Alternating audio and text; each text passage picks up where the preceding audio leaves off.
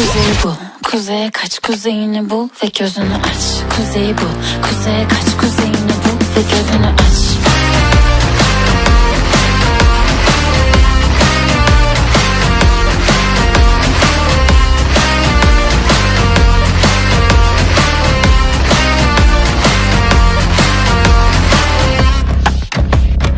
Ne ara geldim ben buralara, yabancıyım bu ormana.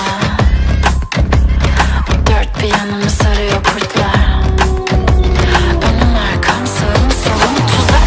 Diyorum kendime şu kafanı kaldır, yıldızlara bir bak. Sakin ol, nefesini tut, kuzeyini bul ve kuzeye kaç. Bakamam arkama, düşünce kimse kaldıramayacak. Oyunu gör, oyunu anla, sonra git adımını at.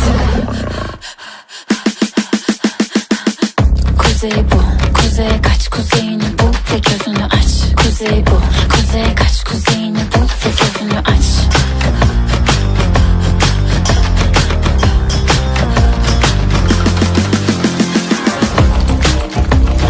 Düşüyor önüme habire kayalar, bir avuç toprağa av olamıyorum.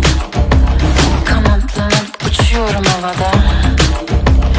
Dene bir bak, nefesim yakıcı sıcak. Diyorum kendime bedenini kaldır, yıldızlara uzan. Sakin ol, hevesini yut, kuzeyini bul ve uzaya kaç. Arkana bakma, yüksek ama korkma, hadi bir gözünü aç. Önünü gör, yolunu kavra, sonra git adımını at. Kuzey bu, kuzeye kaç, kuzeyini bul ve gözünü aç. Kuzey bu, kuzeye kaç, kuzeyini